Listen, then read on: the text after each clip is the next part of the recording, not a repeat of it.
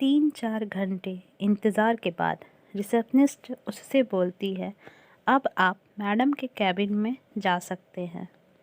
Boss के तक जाने से पहले रोहित को यह पता चल गया कि इस कंपनी का बॉस कोई लड़का नहीं बल्कि एक लड़की है।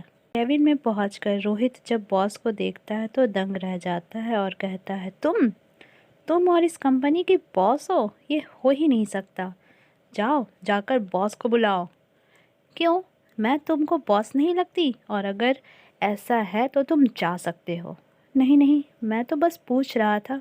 रितु, तुमको मेरी हालत का अंदाज़ा नहीं है, मैं किस हाल में हूँ। तुम अपनी ज़बान से मेरा नाम मत लो। मैडम कहो मुझे, नहीं तो धक्के मारकर ऑफिस से निकलवा दूंगी। सॉरी मैम, अब ऐसी गलती नहीं होगी, रोहित ने जिल्लत भरी आवाज़ में बोला। रितु, मुझे तुम्हारी और तुम्हारी कंपनी की सारी जानकारी है। जाओ अपने बाप से कह दो, तुमको बर्बाद होने से कोई नहीं रोक सकता। जो सब हुआ है मैंने ही किया है। यह बदला है मुझे धोखा देने का। कैसा धोखा? रोहित ने नम आंखों से कहा। भूल गए तुम? और तुम्हारे बाप ने मुझे कैसे ठोकर मारकर भगाया था? तुम्हारे बाप ने तो मुझे गंदा खून तक कहा था। मेरे पूरे परिवार को आधी रात में घर छोड़कर जाना पड़ा। इतना सब करके तुम भूल गए सब? यह तुम क्या कह रही हो रितु? मैंने तो ऐसा कुछ भी नहीं किया। मैं तो चाहकर भी उस दिन अपना वादा पूरा नहीं कर पाया। बस इतनी सी बात। क्या तुमको नहीं पता क्या हुआ था? उस दिन मैं अपना सारा घर बार छोड़कर अपनी ज़िंदगी को दांव पर लगाकर तुम्हारे साथ अपनी ज़िंदगी बसाने आई थी। मैंने 4 घंटे इंतज़ार किया। उस रात को आंधी तूफान भी मुझे तुम्हारे पास आने से नहीं रोक सका।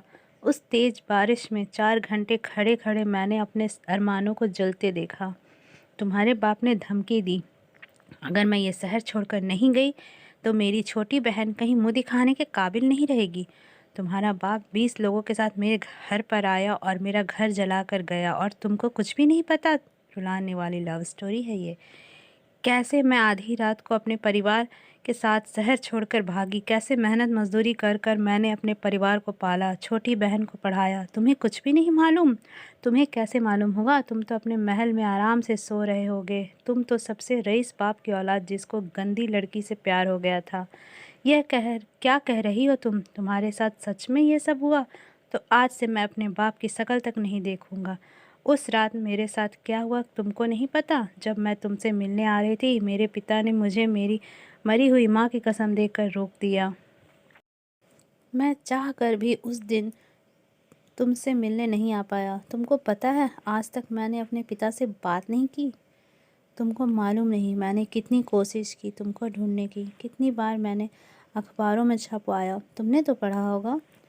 रोहित इंटरनेट से कुछ पेपर की कटिंग निकाल रितु को दिखाता है। यह सब एक देखकर रितु के पैरों तले ज़मीन निकल जाती है, क्योंकि गुस्से में जिस आदमी को अपना सबसे बड़ा दुश्मन समझ रही थी और यह सोचकर पिछले 10 साल गुजारे कि रोहित ने उसको धोखा दिया, आज वह गुस्सा यह सच समझ नहीं पा रहा था।